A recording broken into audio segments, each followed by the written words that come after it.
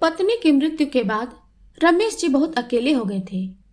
अंतिम संस्कार में शामिल होने के लिए उनका इकलौता बेटा राहुल और मीनाक्षी इंदौर से मेरठ आए हुए थे। 13वीं की रस्में निपटते ही राहुल बच्चों का स्कूल और अपने बैंक आदि की बात कहकर जाने की जुगत भिड़ाने लगा। वो बोला, पापा आप भी हमारे साथ इंदौर चलिए।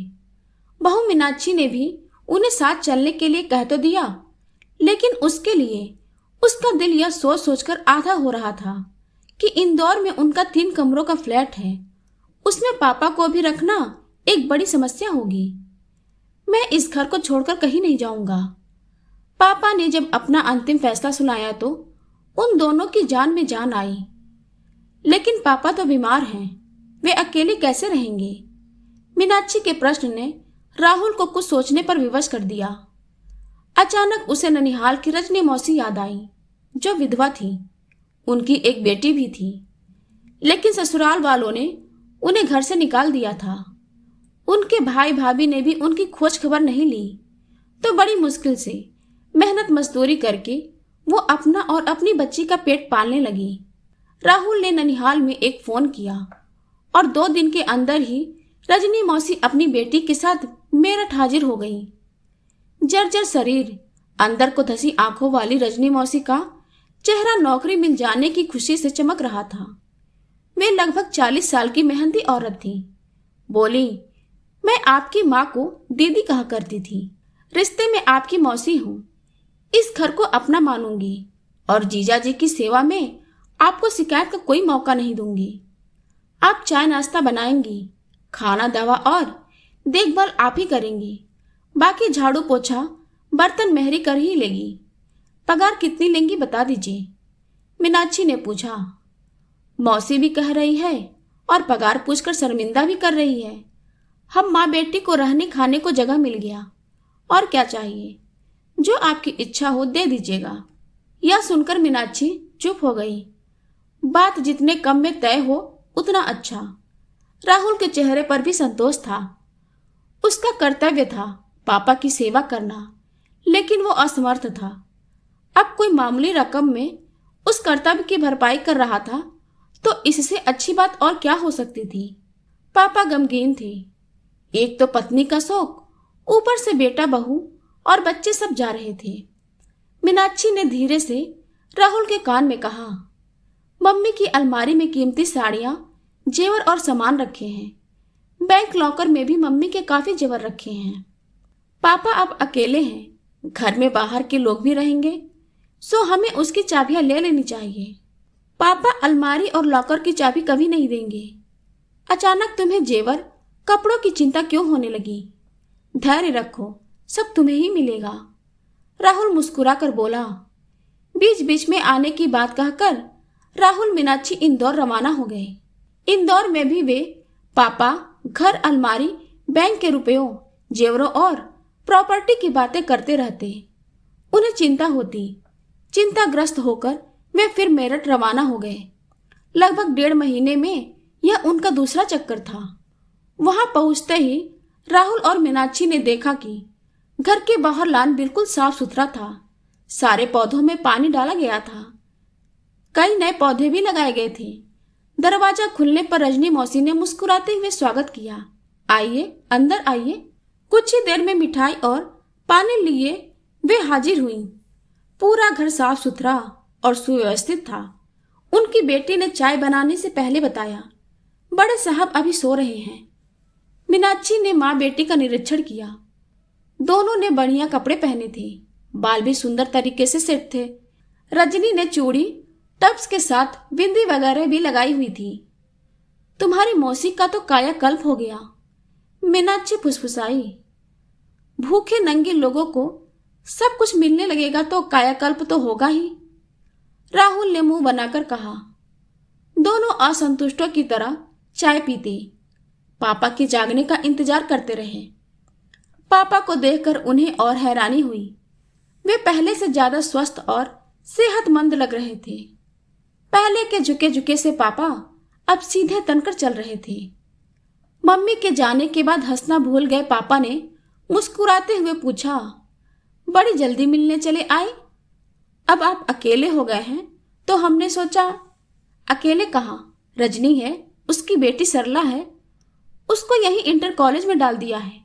शाम को 1 घंटा मैं उसे पढ़ा दिया करता हूँ, वो पढ़ने में काफी तेज है। पापा सरला का गुणगान करते रहे, फिर उसे पढ़ाने बैठ गए। रजनी मौसी सबके चाय नाश्ते के बाद रात के खाने की तैयारी में जुट गई। सब कुछ ठीक चल रहा था, लेकिन राहुल और मीनाक्षी असंतुष्ट मुख मुद्रा में बैठे थे। वे पापा के किसी काम नहीं आ पा रहे थे और अब तो पापा को इनकी कोई जरूरत भी नहीं रही। रात को पापा सीरियल देखते हुए रजनी से उसके बारे में पूछताछ करते खूब हंसते रहे। सरला से पढ़ाई के बारे में बातें भी करते रहे। जीवन से निराश पापा को जीने की वजह मिल गई थी। रात में खाना खाते समय सब चुपचाप थे। खाना बहुत कम मिर्च मसाले का था, परंतु बहुत स्वादिष्ट था। रजनी मौसी एक एक गरम रोटी आग्रह कर खिलाती रही। अंत में खीर परोसी गई। पापा संतुष्ट और खुश थे। राहुल और मीनाक्षी संदेह भरी नजरों से रजनी को घूर रहे थे।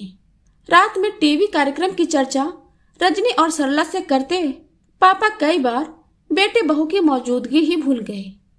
नाती पोतों का हालचाल भी नहीं पूछा।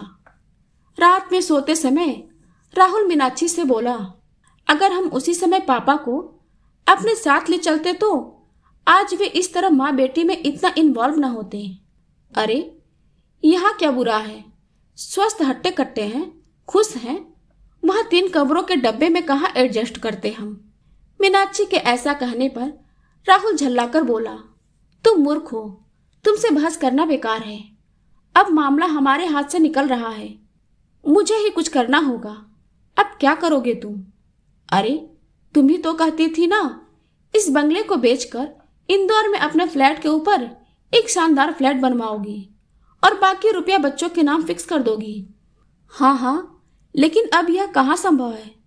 इस पर राहुल कुछ सोचते हुए बोला, अब पापा दिन प्रतिदिन स्वस्थ होते जा रहे हैं, उनके मरने के इंतजार में तो हमारी उम्र बीत जाएगी। ऐसा करते हैं, उन्हें इंदौर ले चलते हैं, जैसा तुम ठीक समझो, मैं किसी तरह एडजस्ट कर लूंगी। मीनाक्षी बोली।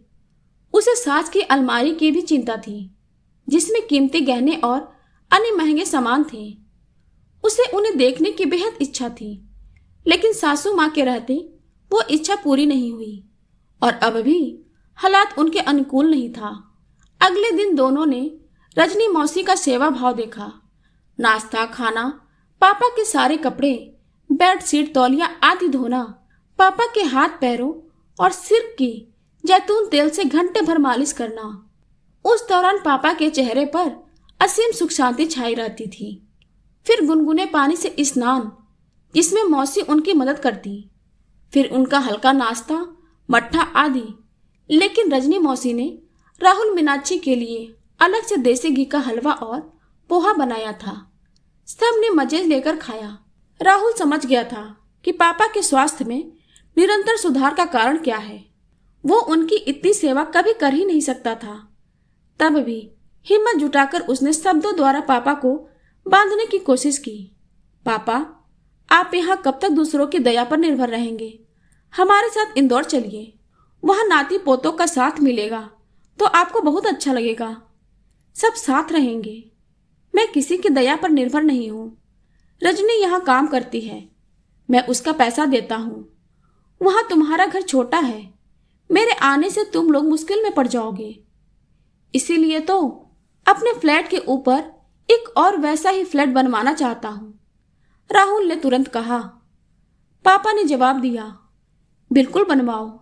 इस बंगले को बेचकर जो रकम मिलती उसी से फ्लैट बनवाता। अगर आप हम लोगों के साथ चल कर रहते, मैं अपने जीते जी यह बंगला नहीं बेचूंगा। तुम लोन लेकर अपने बलबूते पर फ्लैट बनवाओ। आखिर बैंक का ऑफिसर हो, अच्छा कमाते हो। पापा के कहने पर राहुल बोला, लेकिन देखभाल, उसकी चिंता तुम मत करो। एक आशा खत्म होने के बाद राहुल बेचैन होकर बोला, कम से कम अलमारी और लॉकर की चाबी ही दे दीजिए। मीनाक्षी अपने साथ मम्मी के गहने और कपड़े ले जाना चाहती है। तुम्हारी पत्नी के पास कपड़ों और गहनों का अभाव तो नहीं है? कम से कम मेरे मरने का तो इंतजार करो। राहुल मीनाक्षी मायूस होकर इंदौर वापस लौट आए। रास्ते में मीनाक्षी बोली, पापा कहीं रजनी मौसी से प्रेम का चक्कर तो नहीं चला रहे? राहुल को मीनाक्षी की बातें इस तरहीन लगी, लेकिन वो चुप रहा। अगली बार वे बच्चों सहित जल्दी ही मेरठ पहुंच गए। वहां रजनी को मम्मी की साड़ी और गले में सोने की जंजीर पहने देखकर उन्हें शक हुआ। अच्छे खान पान से रजनी मौसी का शरीर भर गया था। वे सुंदर लग रही थी। उनकी बेटी भी अच्छी शिक्षा दीक्षा और रहन सहन के कारण संभ्रांत परिवार की लग रही थी। आप में बड़ा परिवर्तन आ गया रजनी मौसी, राहुल बोला। उस वक्त पापा वहां नहीं थे। कैसा परिवर्तन बेटा? वैसे ही तो हूं, रजनी ने विनम्रता से कहा। आप काम वाली कम, घर वाली ज्यादा लग रही हैं। ऐसा कहकर पाप का भागी न बनाएं। हम तो मालिक की सेवा में प्राणपण एक किए रहते हैं, सो कभी कभी इनाम मिल जाता है। रजनी मौसी ने उनके घिनौने आरोप को भी अपनी विनम्रता से ढकने की कोशिश की। यह सुनकर राहुल और मीनाक्षी के ईर्ष्या संदेह से जलते मन को तनिक राहत मिली। लेकिन पापा राहुल की स्वार्थपूर्ण योजनाओं, प्रॉपर्टी, धन संपत्ति की बातों से चिढ़ गए। बोले, बेटा, बाप की मौत के बाद ही तो बेटे की ताजपोशी होती है। तू तो मेरे जीते जी ही बेचैन हुआ जा रहा है। राहुल कैसे कहता? कमजोर कुम्हलाए पापा को रजनी मौसी अपने परिश्रम से दिनों दिन स्वस्थ और सेहतमंद करती जा रही हैं। सो दूर दूर तक उनकी मौत के आसार नजर नहीं आ रहे थे और उसके गाड़ी वाड़ी, बैंक बैलेंस आदि के सपने धराशायी हो गए थे। पापा के जीवित रहते ही वो उनसे सारी संपत्ति हथियाना चाहता था, पर पापा के अड़ियल रवैये से वो सब संभव नहीं लग रहा था। रात के खाने के बाद साधारण बातचीत ने झगड़े का रूप ले लिया। राहुल अपनी असलियत पर उतर आया। बोला, पापा, कहीं आप दूसरी शादी के चक्कर में तो नहीं हैं?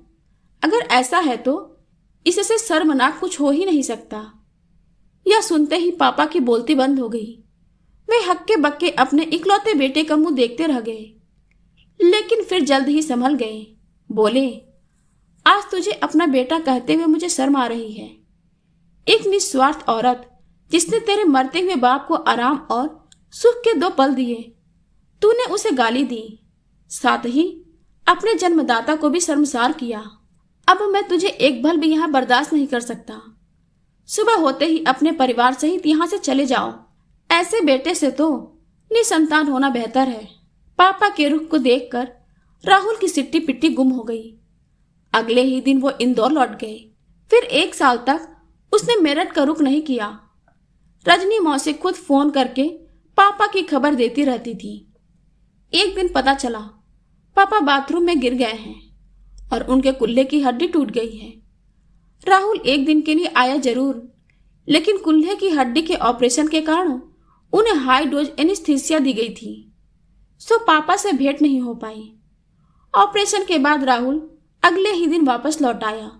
उसका एक वकील दोस्त था मनीष। उसने और रजनी मौसी ने बढ़ चढ़कर पापा की सेवा की, इसलिए राहुल निश्चिंत भी था। चूंकि मनीष पापा की प्रॉपर्टी और धन की देखभाल करता था, इसलिए राहुल उससे संपर्क बनाए रखता था। लेकिन इस ऑपरेशन के बाद पापा फिर बिस्तर से उठ नहीं पाए। वे बिस्तर के ही होकर रह गए। रजनी और मनीष ने राहुल मीनाक्षी को आने के लिए कहा, लेकिन उन्होंने बच्चों की परीक्षा और अन्य कामों में बिजी होने का बहाना बनाया। अंत में उन्हें पापा की मृत्यु का समाचार मिला और तब राहुल पत्नी व बच्चों सहित तुरंत मेरठ पहुंच गया। वहां पिता के पार्थिव शरीर को देखकर भी उसकी आंखों में आंसू नहीं आए। लोग रजनी मौसी की बहुत प्रशंसा कर रहे थे कि उसने जितनी पापा की सेवा की वो घर का सदस्य भी नहीं कर सकता था। लेकिन राहुल कुछ सुन नहीं रहा था।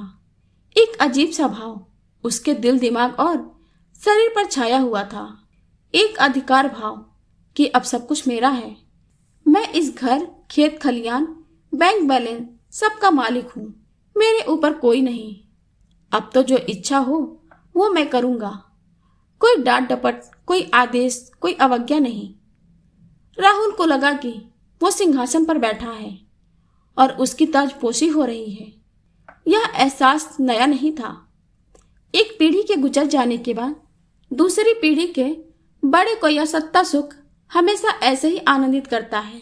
तब बच्चे बुजुर्गों की मृत्यु से दुख नहीं बल्कि संतोष का अनुभव करते हैं। अचानक उसकी टेढ़ी नजर रजनी मौसी पर पड़ी। उसने धीरे से लेकिन जहर भरे स्वर में कहा, 13वीं के बाद तुम माँ बेटी को मैं एक पल भी यहां नहीं देखना चाहता। इस तरह राहुल ने पिता की मृतदेह की मौजूदगी में ही रजनी मौसी का पत्ता काट दिया। उसने उसके और मीनाक्षी के कर्तव्यों का बखूबी निर्वाह किया था। मनीष ने कुछ बोलने की कोशिश की, लेकिन राहुल ने इशारों से उसे चुप करा दिया। वो अंतिम संस्कार के पहले किसी तरह का तमाशा नहीं चाहता था। रजनी चुपचाप बैठी रोती रही। अंतिम संस्कार के बाद राहुल की महत्ता जैसे और बढ़ गई। पिता को मुखाग्नि देकर वो समाज के संभ्रांत लोगों के बीच बैठा दीन दुनिया की बातें करता रहा। उन सबके जाते ही उसके भीतर शांत बैठा परिवार का मुखिया फिर जाग गया। वो मनीष से अपने पिता की संपत्ति का ब्यौरा लेने लगा और रजनी मौसी को अगले ही दिन जाने का आदेश सुना दिया। मनीष ने उसे समझाया, राहुल रुक जाओ, 13वीं तो हो जाने दो। बिल्कुल नहीं, तुम्हें नहीं पता, इस औरत के कारण ही मेरे पिता मुझसे दूर हो गए। मुझे अंतिम समय में कुछ न कर पाने का पितृकर्ज चढ़ गया, लेकिन रजनी मौसी ने तो तुम्हारे पिताजी की इतनी सेवा की, तो कम से कम 13वीं की रस्म। कैसी 13वीं? उसके लिए हम फिर आएंगे। इतनी लंबी छुट्टी न मुझे मिलेगी न बच्चों को स्कूल से, पर उसके पहले मैं घर लॉक करके जाऊंगा। लॉकर से गहने निकलवा लूंगा, रुपए अपने खाते में ट्रांसफर करवा लूंगा, घर अलमारी के कीमती सामान सब ठिकाने लगा दूंगा। लेकिन तुम ऐसा नहीं कर सकते राहुल। अच्छा, अब भला कौन रोकेगा मुझे? तुम्हारे पिताजी की वसीयत। उन्होंने अपने अंतिम समय में मुझे कहा था कि मैं उनकी वसीयत उनके 13वीं वाले दिन पढ़ूं, लेकिन तुम्हारी जल्दबाजी के कारण आज ही मुझे तुमको बताना पड़ रहा है कि यह घर वे रजनी मौसी के नाम कर गए हैं। बैंक के रुपयों का 50% वे किसी अनाथ आश्रम को दे गए और बाकी 50% तुम्हारे बच्चों के नाम कर गए हैं, जो उन्हें बालिग होने पर मिलेगा। अलमारी और लॉकर के जेवर वे तुम्हारी पत्नी को देकर गए हैं। इतना सुनते ही राहुल के पैरों तले जमीन खिसक गई। वो विस्मय से मुख खोले मनीष को ताकता रहा। स्त्री पुरुष का केवल एक ही रिश्ता नहीं होता राहुल। तुमने उन पर, एक बूढ़े व्यक्ति पर चरित्रहीनता का आरोप लगाकर अंतिम समय में उन्हें बहुत कष्ट पहुंचाया, जिसका पश्चाताप तुम्हें करना ही होगा। इतना कहकर मनीष चुप हो गया और नफरत भरी नजरों से राहुल की ओर देखते हुए वहां से चला गया। अब राहुल में इतनी हिम्मत नहीं बची थी कि वो सिसक सिसक कर रोती रजनी के सामने अपनी नजरें उठा सके। वो वैसे ही सिर झुकाए बैठा रह गया।